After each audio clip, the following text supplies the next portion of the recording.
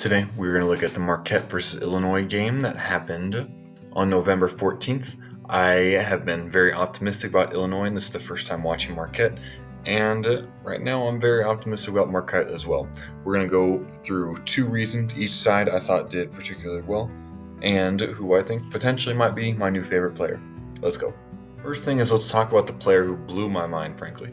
And this was Tyler Kolek. I had heard his name before, but I wasn't super familiar with this game. But he made some plays that I thought were unbelievable. So this is the first one, is in transition right here. The passes that people make usually in this situation are boom, you either attack the rim on your own, or you pass here or pass here.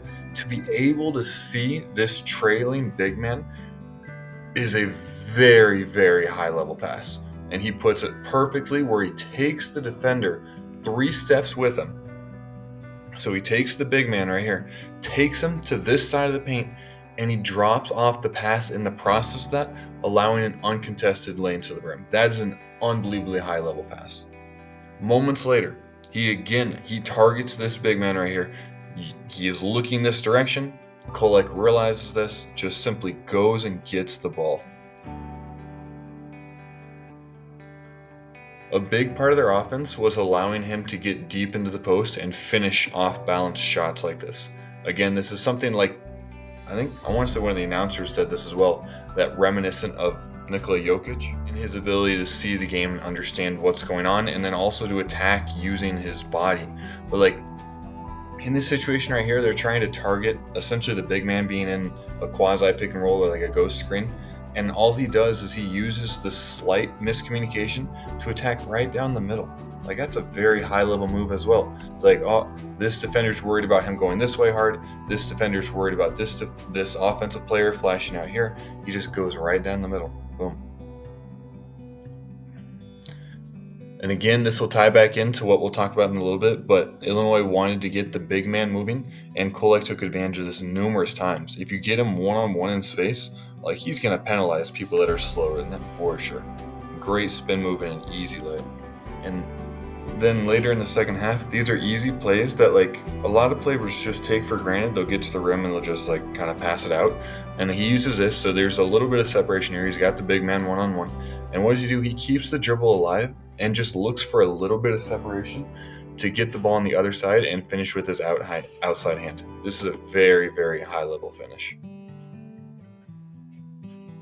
And then we jump to the Illinois side of things, and this is the thing that I thought Illinois did a really, really, really good job of. Marquette went to a zone and then a press for a little bit, and Illinois essentially broke it with the same concept in my eyes.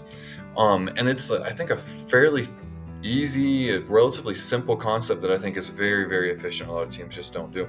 Is first off, you have spacing around the perimeter. Okay, so you have players spaced out, occupy a defender, and essentially all you're trying to do is you're trying to get the zone to one side, and then you're trying to take advantage of it by getting one-on-one matches where essentially you have the advantage. Okay, so what they do is they get the ball focused over here. You can see defender occupied, defender occupied, defender occupied, defender occupied on the backside. And so what does that mean? That means you have this space on this side, and if you can get the ball over there, you have a guard, a very athletic guard against a post player, a good post player, but the guard is going to win that in most occasions. Skip the ball over. You have to respect the 3, but you also have to respect the drive. Very, very difficult situation, and a flush at the rim. And then all the result is slightly different in this situation. It's the same concept that's employed. Marquette goes into their zone. Okay, Illinois is spaced. They have shooters in the corner in particular. Okay, defenders occupied. As soon as this defender goes over, you see what 3 did right there? He instantly kicked the ball because now they have opportunity to attack. Boom. Defender comes, skip the ball over. Now you have essentially, in this area, you have 4 players versus the 3 Marquette players. Okay, so number 11 has to step up to respect that one player. This wing has to step up. Anytime you can get this wing, has to guard space. That means you have the right thing. What do? You just have a kick to the corner. Boom. Open 3. And then we can see the same concept being employed when Marquette went to this 1-2-2 zone. 1-2-2 press zone that's going to drop back into the zone. Okay, so the idea here is as soon as you get 2 players on the ball, that means you have an advantage somewhere. Okay, what do? They get the ball to a good passer. They get the ball into the middle. Okay, he allows this to create opportunities. You have 1, 2, 3, 4 offensive players, 3 defensive players. Let the ball movement, attacks, and space give you more open shots. Then stemming off that same concept, Illinois does this unbelievably well as well, is they get the ball to the inside and allow what I call kick-out threes, or a lot of people call kick-out threes, to be a huge benefit for them on offense. Okay, so what are they? Right here, boom. You get the ball to the inside, you get the defender to commit. Once you get a defender to commit one way or the other, whether that be help or the near side defender trying to steal in and get this ball, that means you're going to have an opportunity for a kick and then an open three again. And this is against Marquette, and Marquette is a very good defensive team. Okay? So we're looking for the exact same concept here. Boom, you turn around the corner, you get defenders to commit. Okay? You get eyes to the inside, boom, defender here, they're both looking in, kick it out, boom, another open three. And this impressed me a lot with the Kansas game, and Illinois just continued it against Marquette again. And they're losing these games, but these are close games against very good teams. And Illinois, I think, is really going to be a good team when it comes down to it.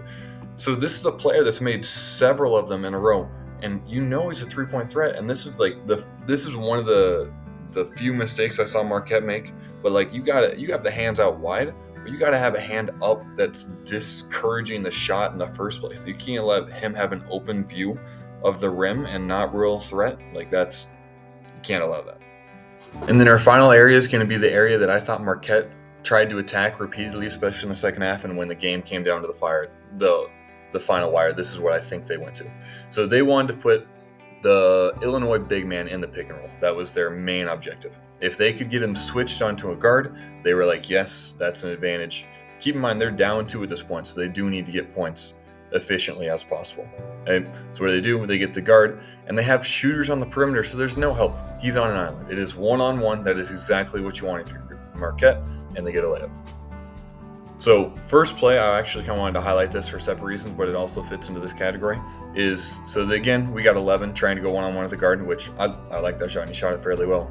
And they actually Illinois gets the rebound here, and 11, just great timing. Like this is like another thing that just shows awareness, like high-level awareness. Like the moment you have the advantage is like he knows he's not going to out-jump him for this ball, but the Illinois guard you got to bring the ball down once you get it up, and he just perfectly times it where he's going to get that ball just like a cornerback. Same concept. Boom, ball gets swung around. Hey, what do? They try and get 33 involved in the pick and roll again. Okay, 11 does a great job. All he does is he essentially says give space, bring him up to the pick and roll. Okay, boom. 33 is resigned to his fate. He knows what's coming essentially. He knows what they're trying to do. Boom, get the ball to the middle, allow the big to go downhill where he's trying to recover.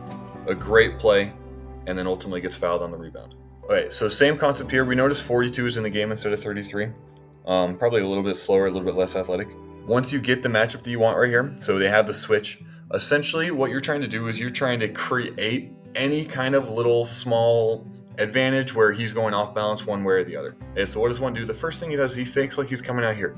Okay, that means the big has to react. You got to get a little off balance because you got to be worried about him coming out here for a three-point shot. Okay, so he's off balance. And what does one do? One uses that separation. He, importantly, also note, clears this arm from his hip. That's also a crucial point that's fairly not understood. And goes back to the other side, again finishing with the outside hand that we saw earlier, uses the momentum to draw a foul. A tremendous finish by the Marquette guard.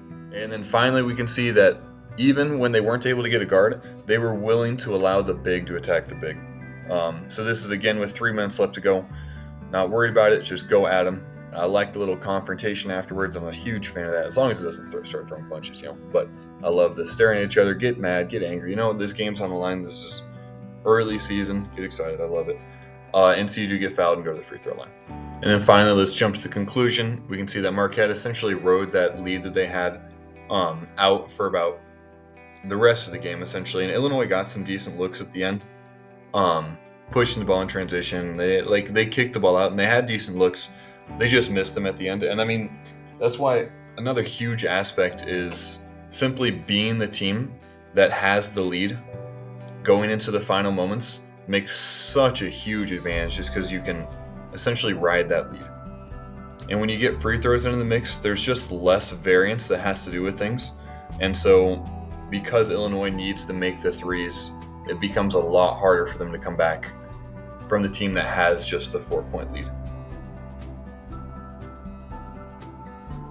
And so even though it ends up being 7 or whatever it does, this was a very good game back and forth. Both teams I thought played very, very well. If you enjoyed this video, feel free to like and subscribe, and have a great rest of your day.